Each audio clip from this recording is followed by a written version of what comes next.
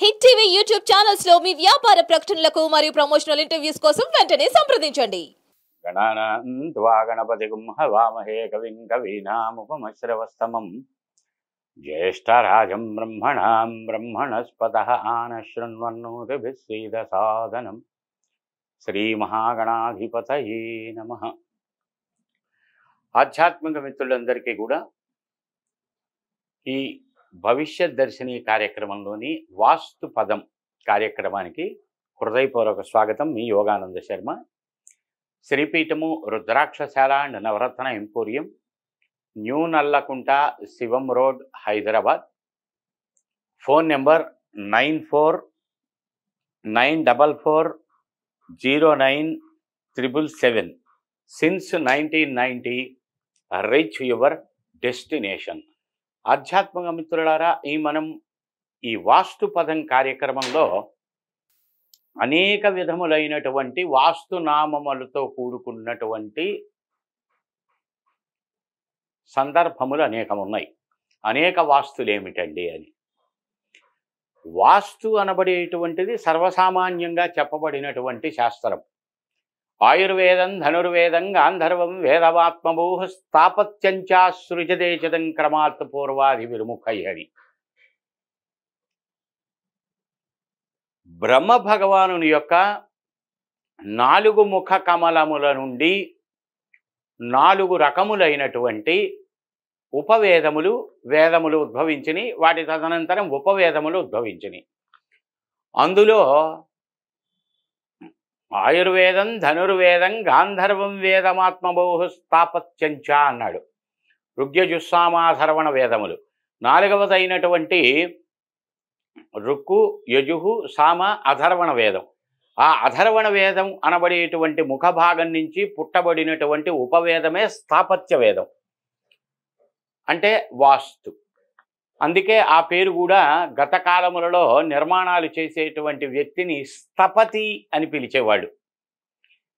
ఇవాళ అవన్నీ పోయి ఇంజనీర్ అనబడేటువంటి ఇంగ్లీషు పదం వచ్చింది. సరే, మరి ఇందులో అనేక వాస్తులు ఏమిటి? మొత్తం ఒకటే వాస్తు కదా అని.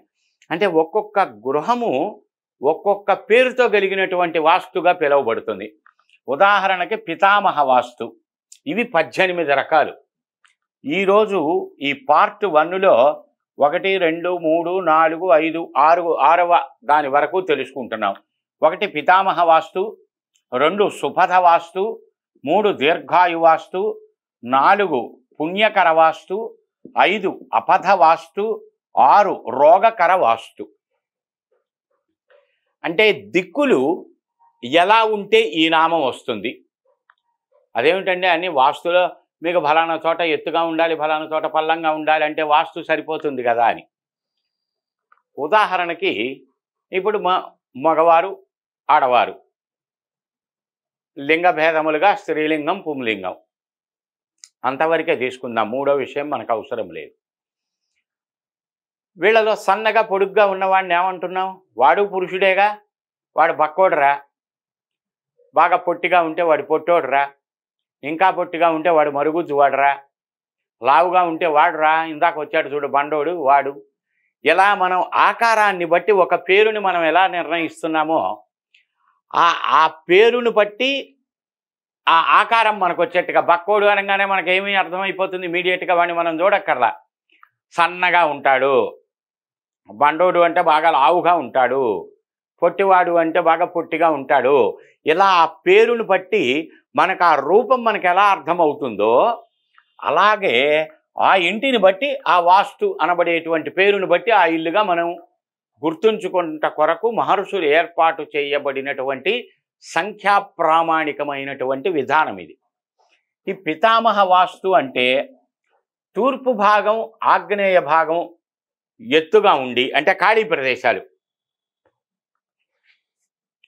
మన ఇంటికి 4 మూలలా వదిలేటువంటి ప్రదేశంలో తూర్పు ఎత్తుగా ఉండి, ఆగ్నేయం ఎత్తుగా ఉండి బాగా, అంటే మరి ఈశాన్యం పల్లంగా ఉండాలి కదండి. మరి ఈశాన్యం పల్లం ఉన్నప్పుడు తూర్పు ఆగ్నేయాలు ఆటోమేటిక్గా హైట్ అవుతాయి కదా అని.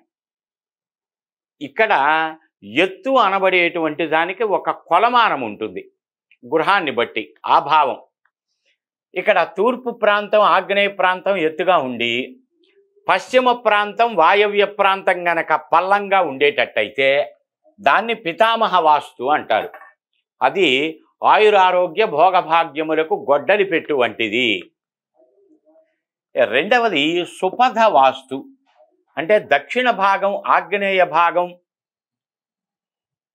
ఒక విధంగా, ఉత్తర వాయవ్య ప్రాంతములు ఒక విధంగా. అంటే దక్షిణ ఆగ్నేయ ప్రాంతములు ఎత్తసరిగా ఉండి ఉత్తర వాయవ్య ప్రాంతములు గనక డౌన్గా ఉండేటట్టయితే దాన్ని సుపథ వాస్తు అన్నారు. పథము అంటే మార్గం, సుపథ అంటే మంచి మార్గము అని ఆ పేరులో ఉన్నది. ఇందాక నేను మీకు ఒక ఉదాహరణ చెప్పా. బక్కగా ఉన్నవాడిని బక్కాడు అనగానే మనం ఆ బక్కగా ఉంటాడు వీడు అని మనకు ఎలా స్ట్రైక్ అవుతుందో, అలా సుపథ వాస్తు అని ఆ పేరుని అనగానే ఓహో ఆ ఇంటికి ఉత్తర వాయువ్యాలు పల్లం ఉన్నాయి, దక్షిణ ఆగ్నేయాలు ఎత్తసరిగా ఉన్నాయి కనుక సుఖభోగ భాగ్యాలు ఆ ఇంట్లో కొద్దిగా సమృద్ధిగా దొరుకుతాయి అని పేరు చెప్పగానే మనకు అర్థం అవటం కొరకు ఏర్పాటు చేయబడినటువంటి సంజ్ఞలివి. తర్వాత మూడవది దీర్ఘాయు. ఉత్తరం ఈశాన్యం పల్లంగా ఉండాలి. ఉత్తర భాగం ఉత్తర నుంచి వచ్చే ఈశాన్యం పల్లంగా ఉండి దక్షిణ భాగం నైరుతి భాగం ఎత్తసరిగా ఉన్నప్పుడు దాన్ని దీర్ఘాయు వాస్తు అంటారు. ఇది ఆరోగ్యాన్ని, ఐశ్వర్యాన్ని, ప్రశాంతతని కలగజేస్తుంది. ఇది ఇంటికి కాదు సుమా, ఇంటి వెల్లపల ఉండేటువంటి ఓపెన్ ప్లేస్కి మాత్రమే చెప్పబడుతున్నటువంటివి 18 భాగాలు. నాలుగవది పుణ్యక వాస్తు. అంటే తూర్పు భాగం ఈశాన్య భాగం పల్లంలో ఉండాలి, పశ్చిమ భాగం నైరుతి భాగం బాగా ఎత్తసరిగా ఉండాలి. ఉన్నప్పుడు దాన్ని పుణ్యక వాస్తు అంటారు. పుణ్యక అనబడేటువంటి పేరులోనే పుణ్యములు అంటే సంపదలు. యా దత్తేషు యానారి యా దత్తేషు యద్ధనం పూర్వపుణ్య కర్మ ఫలసారేణ అని పూర్వజన్మలో మనం చేసినటువంటి పుణ్యముల యొక్క ఫలితంగా ఈ జన్మలో భార్యకు భర్త, భర్తకు భార్య, సంపదకి మనం, మనకి సంపద తోడవటం జరుగుతుంది అని. యా దత్తేషు యా నారి యా దత్తేషు యద్ధనం. అంటే నువ్వు ఏ రకమైన పని చేశావో దానికి సంబంధించబడిన ధనం, ఏ రకమైన పూజ చేశావో దానికి సంబంధించబడినటువంటి భార్య.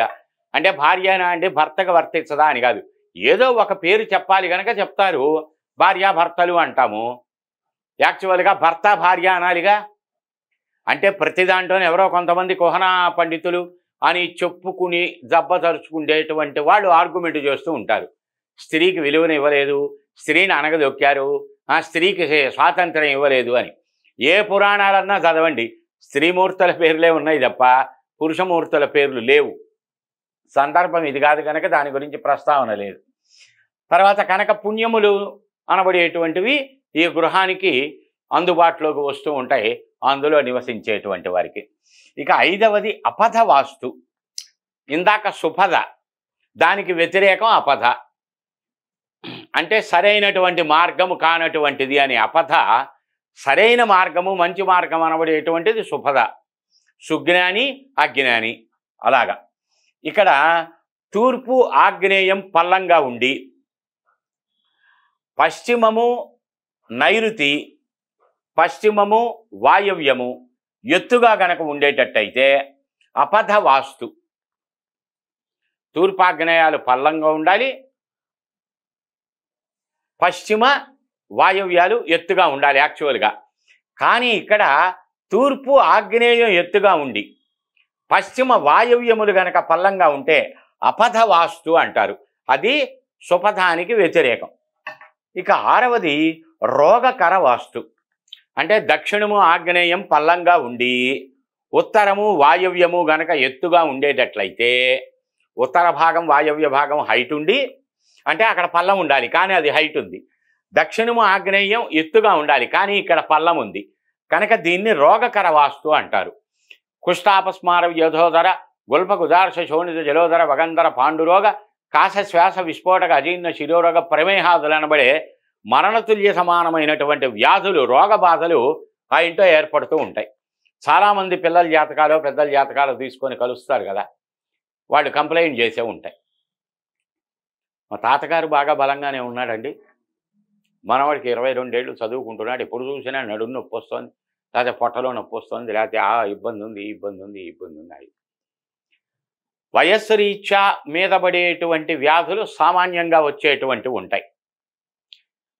ఇక్కడ రోగము రానటువంటి వయస్సు, రోగము పొందకూడనటువంటి బలం కలిగిన వయస్సులో ఉన్నటువంటి వాళ్ళకు కూడా రోగబాధలు ఆ ఇంట్లో ఏర్పడుతూ ఉన్నాయి అంటే అది ఆలోచించవలసిన వాస్తు. 80 ఏళ్ల వాడికి కళ్ళు కనిపించట్లేదంటే గొప్ప ఏముందండి, ఇట్స్ అ కామన్.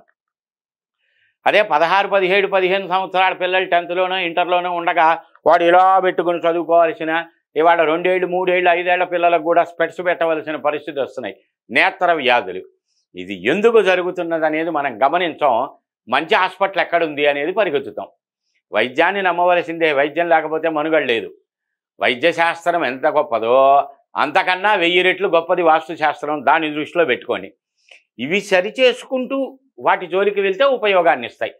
లేకపోతే శాస్త్రంలో ఈ దోషం ఉన్నది, ఈ ఇబ్బంది వస్తుంది, ఆ దోష పరిహారం చేయ ఇబ్బంది పోతుందని చెప్పింది. కానీ వైద్యం అలా చెప్పిందా? ఈ కళ్ళజోడు పెట్టు నీ కళ్ళు బాగవుతాయని, జీవితకాలం కళ్ళజోడు పెట్టు తిరిగని చెప్తుంది.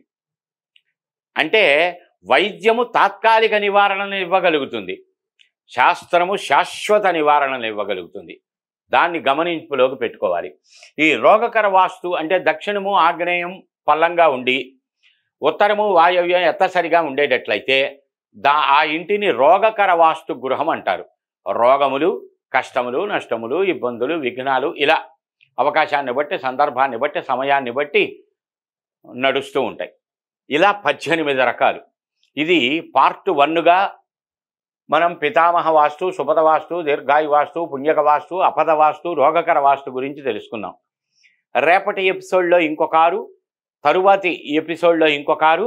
ఈ 18 వాస్తులు చూసుకుంటే చుట్టుపక్కల ఉండవలసినటువంటి ఖాళీ ప్రదేశాలు ఎలా ఉండాలి, ఎలా పెట్టుకోవాలి, ఇప్పుడు ఎలా ఉన్నాయి, వాటిని ఎలా సరి చేసుకోవాలి అనబడేటువంటి విషయాలు క్షుణ్ణంగా తెలుస్తాయి.